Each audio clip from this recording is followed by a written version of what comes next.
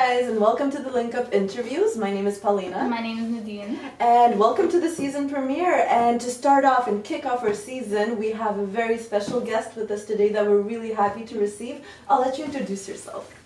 Hi everyone, I go by King Kimbit. I'm an artist, I'm a poet, MC, organizer, and educator. I currently am the coordinator of Youth Speak, which is a drop-in writing and performance mentorship for youth. And I organize with Cap City Cyphers, which is Ottawa's only organized cipher series. Awesome. So you're everywhere at the time. You know, you're all over the place. That's amazing. A little bit. Not in the wrong way of all over the place. Yeah, tell us a little bit about your name, King Kimbit. That's really original. So, okay, Kimbit came from a nickname that my friend from middle school, Alex McKenzie, gave me. So he always called me something else every time we spoke, but then Kimbit kind of stuck because it was kind of just perfect because my English name is Kim and I'm small. Yeah. And King, it started out as just being my initials, Ki from Kim and then Ng from Nguyen. But yeah, over time I realized it had more significance than just that. I realized that the first revolutionaries of Vietnam were actually women who were kings, Hai Ba Trung. And it was only in English translated text that they were referred to as queens. And then I've also learned fairly recently as well that in Egypt, there were women who were pharaohs as well. I actually learned that here in the bookstore upstairs of where we're recording. Yeah, there was a magazine, and it was National Geographic, I think. It did something on that. Cool. Yeah. Okay, that's very interesting actually about your name. And you say that you have Vietnamese roots, so do you feel like that plays a part in your work?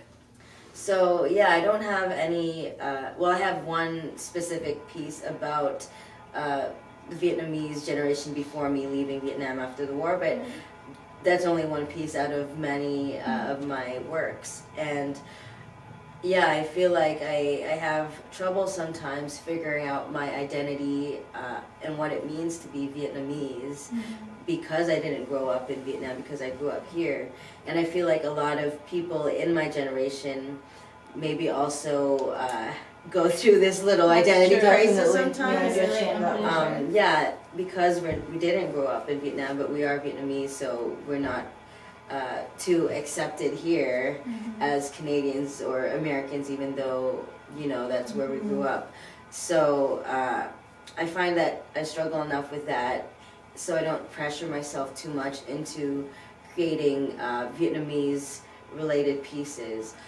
But yeah, whatever I do is Vietnamese because I'm Vietnamese and nothing can take that away. Yeah, that makes perfect sense actually. Because we're gonna go see a little clip of your first day at the DIY Spring Festival. I believe that there was a cipher and an open mic there, so let's go check it out and we'll be right back after the short break.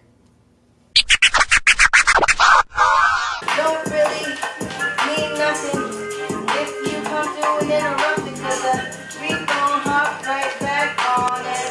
We gon' keep on flowing and getting tasty. Now I Lucy, feeling like a loose lips, popping while I'm at it.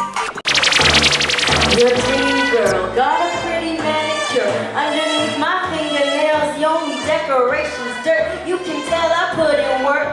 I never front like I'm a pretty girl, when all my life I've been cultured to be a gritty girl. Well, that was very interesting. If you guys enjoyed it as much as we did, make sure to check it down below. This is where we're going to link everything. And I just want to say that I really love the dynamic of everything and the diversity and how everyone's individuality really came out in this. So the point of the cipher is to welcome people into the space, people who maybe don't feel comfortable performing but want to try rapping or singing or doing something over the beat.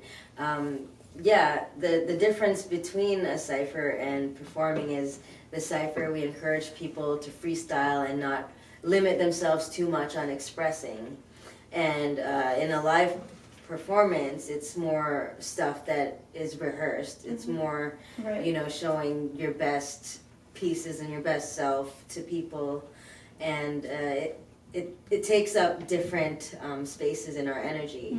And Angelique Francis did a really cool video on CBC about the usage of the different parts of our brains while we're freestyling versus while we're performing.